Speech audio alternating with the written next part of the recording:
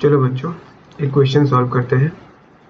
Rama directs Shyam to sell laptops for him and agrees to give Shyam 11% commission on the sale price fixed by Ram for each laptop। क्या बोलना चाहते हैं कि राम ने श्याम को कहा कि तुम मेरे लिए लैपटॉप बेचो। सो बेसिकली यहाँ पर राम प्रिंसिपल बन जाता है और श्याम उसका एजेंट बन जाता है, और उन दोनों के बीच में डील क्या होती है कि श्याम जो कि एजेंट है वो जितने भी लैपटॉप बेचेगा उसकी जो वैल्यू होगी, उसकी जो सेल प्राइस होगी, उस सेल प्राइस के ऊपर 11% कमीशन मिलेगा श्याम को। सो इसका मतलब क्या हुआ कि यहाँ पर जो श्याम है वो पर्सनली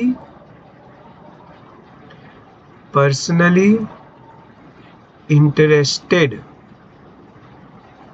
हो गया है सेल के अंदर। पर्सनली इंटरेस्टेड कैसे हो गया? क्योंकि जितनी ज़्यादा सेल होगी उतना ज़्यादा श्याम का कमीशन होगा। तो हमें यहाँ पर जो एजेंसी इररिवोकेबल हो जाती है वो वाला पॉइंट याद आ जाना चाहिए, इररिवोकेबल। बेसिकली ये क्वेश्चन अपन को एजेंसी कब इररिवोकेबल हो जाती है उसके बारे में समझाना चाहेगा। तो वो चीज़ हमें कैसे पता चलती है? क्योंकि यहाँ पर एजेंट पर्सनली इंटरेस्टेड हो गया है, और हमें पता है जब जब एजेंट पर्सनली इंटरेस्टेड होता है वो एजेंसी इररिवोकेबल हो जाती है। चलो आगे पढ़ते हैं।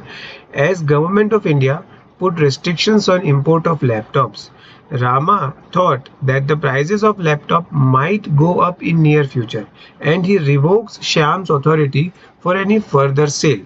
So basically क्या होता है आगे जाके कि इंडिया की जो गवर्नमेंट है उन्होंने लैपटॉप्स के ऊपर इंपोर्ट करने पर रेस्ट्रिक्शंस लगा दिए होते हैं, और इसके कारण राम जो कि प्रिंसिपल था उसका ऐसा अंदाजा था कि क्योंकि गवर्नमेंट ने रेस्ट्रिक्शंस लगा दिए हैं तो इसका मतलब अब लैपटॉप्स की प्राइस ऊपर जाएगी। तो उसने श्याम को ये कह दिया कि अब तुम श्याम को जो अथॉरिटी दी थी कि तुम लैपटॉप बेच सकते हो वो अथॉरिटी रिवोक कर दी, मतलब कि वो अथॉरिटी कैंसिल कर दी। Shyam before receiving the letter at his end sold 5 laptops at the price fixed by Ram. कहने का मतलब राम ने एक लेटर लिखा जिसमें उसने श्याम को कहा था कि मैं तुम्हारी जो अथॉरिटी उसे रिवोक कर रहा हूँ। वो लेटर श्याम को मिला उसके पहले ही श्याम ने 5 लैपटॉप ऑलरेडी बेच दिए थे।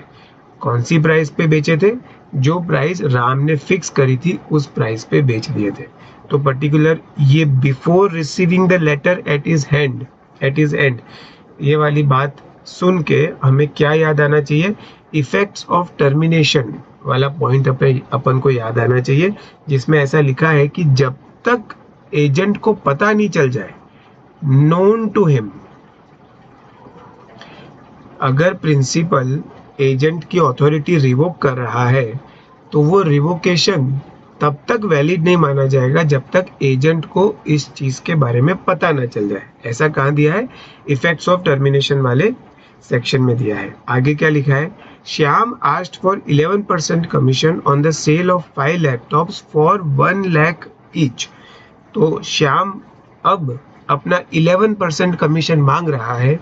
उसने जो 5 लैपटॉप बेचे, एक लैपटॉप 1 लाख रुपए में बेचा, मतलब टोटल लैपटॉप उसने टोटल वैल्यू 5 लाख रुपए में उसने 5 लैपटॉप मिलाकर बेचे, उसके ऊपर वो 11% अपना कमीशन मांग रहा है।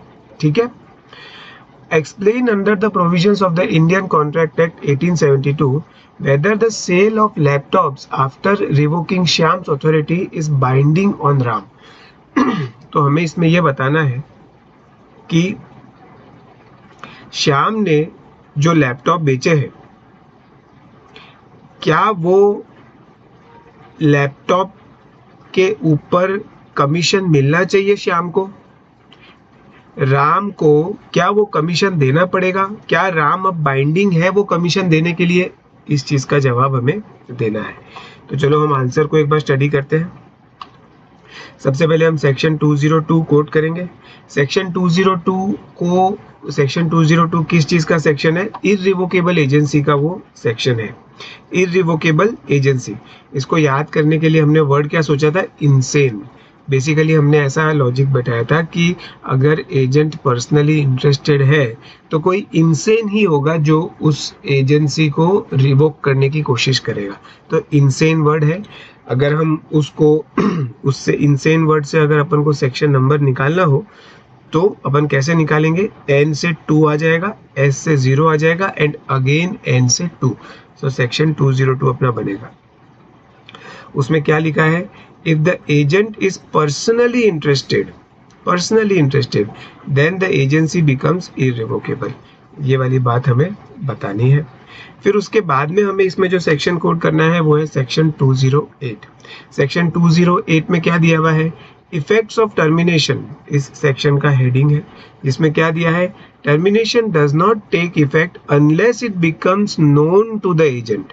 नोन टू द एजेंट मतलब कि जब तक एजेंट को बात पता नहीं चल जाए तब तक हम ऐसा नहीं मान सकते कि वो एजेंसी टर्मिनेट हो गई है।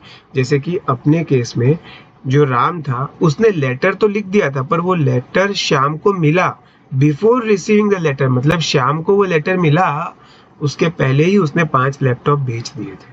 इसका मतलब कि वो एजेंसी तब तक टर्मिनेट नहीं मानी जाएगी, तब तक खत्म नहीं मानी जाएगी जब तक वो लेटर श्याम को मिल ना गया हो। ओके, चलो तो इसमें अभी 2 क्वेश्चंस पूछे थे। फर्स्ट क्वेश्चन था whether sale of laptops after revoking Shyam's authority is binding on Ram. तो क्या वो बाइंडिंग होगा? तो यस, फर्स्ट क्वेश्चन का आंसर होगा कि वो बाइंडिंग होगा। It will definitely be binding on Ram because अपने को क्लियरली यहाँ पर ऐसा बताया है कि जहाँ पर भी एजेंट पर्सनली इंटरेस्टेड हो जाता है वो एजेंसी इररिवोकेबल हो जाती है।